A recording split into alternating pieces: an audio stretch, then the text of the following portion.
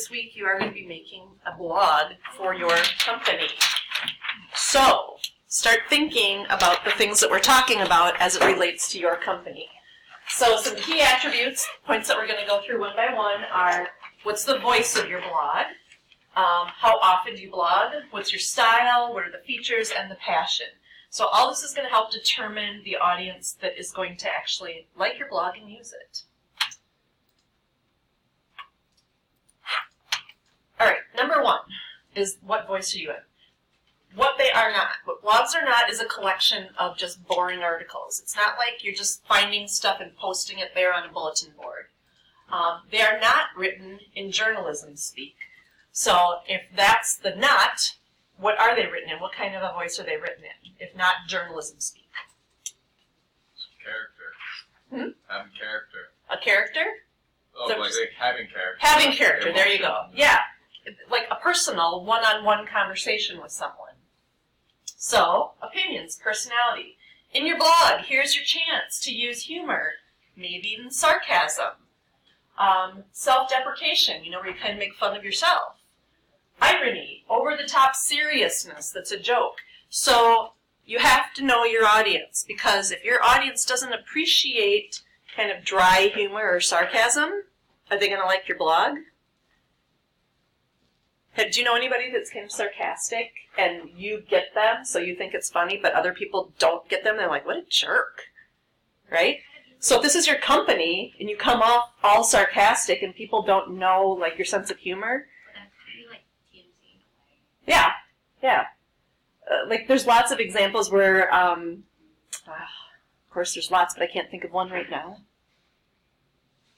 where the person, like the CEO comes on and they're really funny and they're kind of sarcastic and silly and tongue-in-cheek.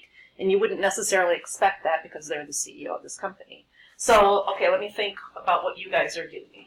So, who sees an opportunity to use humor, sarcasm, irony, something like this in yours, okay?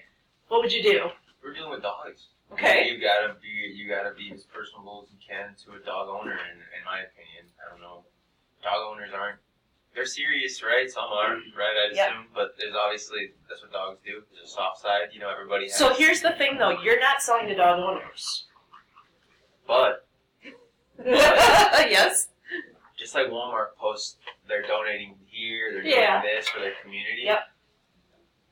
Purina wants to work for a company that just donated Sure. coats Yes. or bowls or Got food it. or That side of it, yep. That's what I'm saying. Okay. So being able to Yeah. have a little bit of humor, sarcasm. Okay. Base it off of that, but you can definitely throw that in if you're talking about dogs and shelters Yep. and just being personable, because at the end of the day, that's what Right. ultimately, forget the dog food. We're Correct. about dogs. And you know what? That's good. We're about the dogs. Because here's the difference. Or the cats too. 'Cause, I mean, Purina. Yeah. Here's your website. What do you do on your website? Advertise. Because you want to do what? Attract customers. Well, Because you want them to do what? buy. your There we product. go. Hi. So, this is all product-driven, service-driven, who works for us, how to get a hold of us, what days we're open.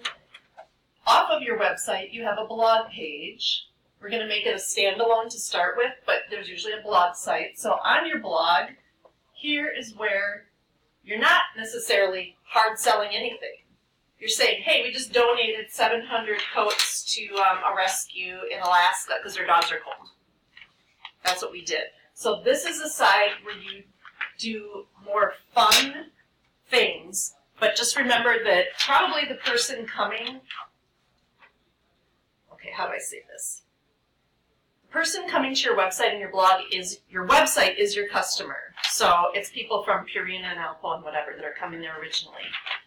Probably not an end consumer like me is going to go to Mountain Top Pet Food and Storage. I'm not probably going to go to that website to find your blog, but if somebody shares that, or if you go on and share it on social media, another level of people are going to see it, okay? You took a business-to-business model. That's interesting. Okay. I taught a B2B class and getting that concept through to people was really hard.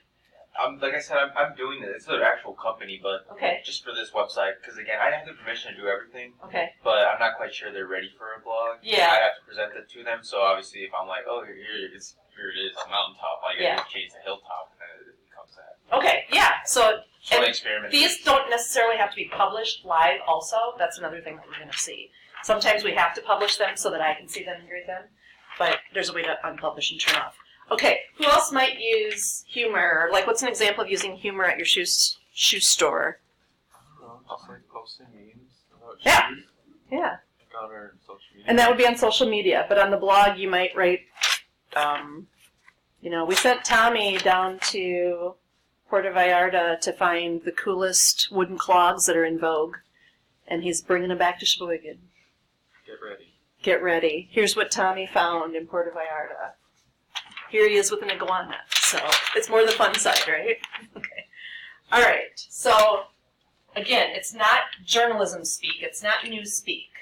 Frequency. How often are people going to expect your blog to be updated? What is it that you honestly think you can do for your own fake company? What would be a reasonable amount of blogging frequency? Once a month. Once a month? Okay. Anybody else? What would you suggest for your own company? There's not a right or wrong answer. I probably do it almost daily. Like Yeah, every time you finish a project, say like, John built his blah blah blah, and like this is what he did. These are the numbers he made. Okay. In my case, at least. Okay. So maybe daily Yeah. or a couple times a If week? business is good, I can do it daily. Right. How often would you blog? Times a week. Huh? A couple times a week. Okay, yeah. I think for a lot of companies, a weekly blog is doable because your social media is different. You're going to be doing that daily and sometimes several times a day. But your blog is more of a little, oh my gosh, I can't believe this cool car we had come in. This is what we did, and the owner is from Santa Barbara and owns 3 giraffes. It was so cool. Yeah. It's the story behind the story kind of thing, okay? I come up with pretty good stories on the fly, don't That I? was pretty good. Yeah, it's pretty good. Barbara. Okay. Is a sense of immediacy expected? If so, you need to be updating in a timely manner. So you're going to need to decide how often you'll blog, and then that goes in a schedule, and somebody gets assigned to that. Otherwise, if people are liking coming to your blog, and they expect something every day, and you don't do anything for a week or two, they probably don't bother to come back. So it's important to keep that timeline. Okay, style of your blog. Does it look amateurish? And if it does, how is this going to affect people's perception of your business? What's the answer? If it looks like a 12-year-old built it and I know there's really good techie 12-year-olds, don't get me wrong, but if it looks amateurish, what does that say about your company? Amateur. If it looks awesome and professional and cool, even though what you're writing about is more fun and personal, that speaks well of your business. Many of these hosting sites use themes, so that the style and the look is all ready for you. You just click a theme. So if it's a clothing thing for women and like soft hues, pinks and whatever are important to you, and a really clean, minimalistic look is important, there's a theme already built for that. You just click on it and turn it on. If you want bold colors, if you want black and white, whatever, there's a theme built for it. We're going to look at WordPress in a second. That's another blogging site, and we are going to use it later in the class as well. Features. So your blog is more than just a pretty face. To be successful, it needs to be optimized for search engines to find the content on it so that it's not 100%, I mean, you have to promote it, you have to push it, but when people search for things, you want them to find your blog entry posts. So it has to be optimized. It needs to be optimized for social media. And then depending on what you're doing, maybe there's a way to monetize it also, to have people, to make money off of your blog. Now, because we're thinking of this in a business sense, we're really thinking about ultimately driving traffic to our business. So again, giving recipes and tips and tricks to people on your blog when in fact what you really do is you're a grocery store that sells the products. Here's an awesome recipe for Valentine's Day. And then, oh, by the way, we have all these products in our store. Come and buy them. So, I think, did we look at Southwest blog or not? Did we look at that last week? Southwest Airlines has a blog. We were talking about how they're the happy company, whatever. So, The name of a business blog is very important, so the name that you come up with it is important. They chose to do Nuts About Southwest. That's the name of their blog. Southwest is their brand, obviously. At the bottom of their blog, they have the social media buttons, more ways to go nuts. You want to see us on Facebook, on LinkedIn, on YouTube. Here's where we are. Oops. Subscriptions. So RSS was chapter 3 in the book that you read. That's what that RSS icon looks like. And if you click on that and subscribe to their blog, it will get pushed to you. Rather than you having to go out to the blog and read every day, it comes into your RSS reader, all the things that you follow, kind of like a feed on Facebook. If you follow companies, they come in on your account or Instagram. This would push the blog to you. So they could see that either in their email or in their RSS reader. In a blog, to keep interest, there kind of has to be more than just reading about it. So blogs need a call to action, or at least be sure they're presenting actions that the company is taking forward. So in this case, help fund free mammograms with one click, and it goes to a breast cancer site. You know, that's not Southwest literally, but it's something they believe in and support, so it's a call to action button. Partnering with social media. In the Southwest blog, the Facebook Connect button has been added to allow the blog to be engaged through social media. Oops, I go too fast on that. You can add categories to your blog. So if I were running a blog on this class, I might have these different categories. So if you wanted to see all of my blog posts that talked about students, and you clicked that, if I had categorized that blog post as students, it would only show those results. If you wanted to see everyday life articles, if I had tagged them that way or given them that category, you could then sort through it and find what you want. So maybe categories on your car site would be, like you said, there's different, like high school kids versions of cars, and then the high-end Porsches or race cars, something like that. You could have different categories, and they could find all the blogs that interest them, because I own a Honda Civic, not a Porsche. Mm-hmm. So I can't read another Porsche blog without crying because I want one, that kind of thing. Yeah. Okay.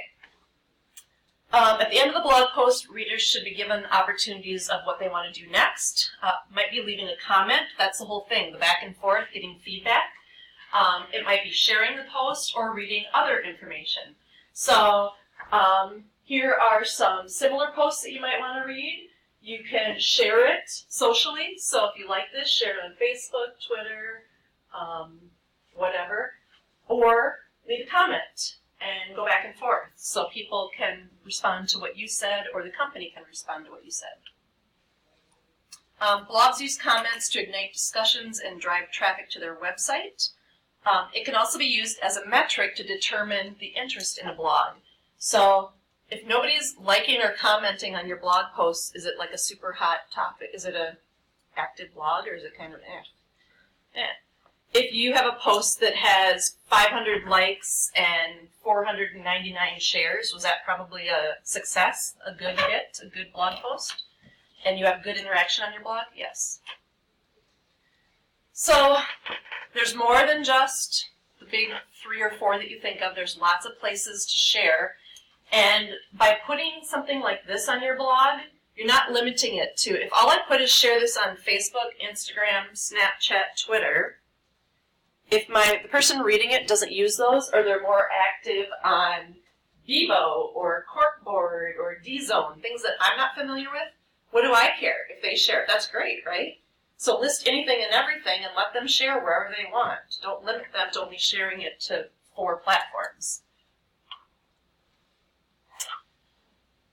In your blog, you need to have a passion for the subject. Direct and to the point. These aren't long, rambling things. They're usually a paragraph or 2 or 3. Useful subject matter not related to your blog that your reader would be interested in, you can share that there as well. So, okay, now I gotta think. What's a good example we could come up with for the coffee shop, Brandy's Coffee Shop, that caters kind of to students? What would be a useful subject matter that's not related to your blog, it's not related to coffee or your coffee shop, but that same demographic might really be interested in? What's a topic or something current? Latte art. Pardon? Latte art. That's still coffee related, right? Not to. Oh, sorry. Like, yeah. I think you said like their specific coffee shop. Or, Well, her shop, but not related to coffee shops. What would her demographic like? What are they interested in besides coffee? Music? I don't know, tell me. nootropics. How about that? Just like supplements that supposed to help with memory and enhance learning and all these things. Students like that? People that drink coffee, I assume would. Well, yeah, they need something to wake them up in the morning. Red Bull. You could sell Yeah. them on air. You can be focused for longer. Okay. So it has to be, yeah, I don't know, just whatever your demographic is, what are they interested in? What do they do all day besides go to coffee shops? Do they like shoes? Do they like fashion? Do they want to kind of change their bedroom into what they see on Instagram posts with all the, pretty white paint and macrame hangings and stuff like that? What interests them? So you might do a post totally unrelated to coffee and coffee shops, but you know that your demographic likes it. Okay? What's a macrame? What is macrame? Yeah, what's that? You said macrame hangs or It's, do you know what I'm talking about? You don't know what a macrame is. They're like It's like cords that people braid together and then they fray the ends and they hang them on the wall. no, I know. Have you not been on Now I Instagram know. lately? Now I Yeah. know. macrame, like plant Plant hangers. Yeah, they're braided together and or swing. They have swings that Yeah. are macrame. it was popular back in the day. I made a macrame owl back in the day. I frayed the things around his eyes and What do you know? it's kind of boho chic. I don't know. It's all over. Well, We learn something new every day. I know, isn't it great? Macrame. Macrame. Put that in my notes. Good. You might want something in your garage that's macrame. You might want to have a room that's very zen and peaceful where they can go sit while you soup up their car. Huh. Yeah, little meditation room. All right. All right. I'm choking on my own spit. That takes a lot of talent. All right, this last one. Somebody read it. Don't have to be balanced. Choose a direction and make a strong case for it. Good. What does that mean? You can have an opinion. You can be opinionated. yeah. You can say something. You don't have to please everyone, right? Right. That's how we're getting at. In your blog. Yeah. Like, here's where we stand on this topic. Or here's where I stand. I wouldn't go as far as to say we, because that's company-wide, but, here's what I think about macrame. It's stupid. Anything to get people to talk and get a discussion going. So, it doesn't have to be a balanced story. You're not a journalist, okay? You're writing from whatever angle you want to. So, a very passionate blog entry will unleash others' opinions, encourage others to reply, probably ensure that the message is carried beyond the website. So if there's this big heated discussion going on in your blog about something, people are very likely to share it on social media. You could be proven wrong. You could ruffle some feathers. You could piss some people off, quite frankly.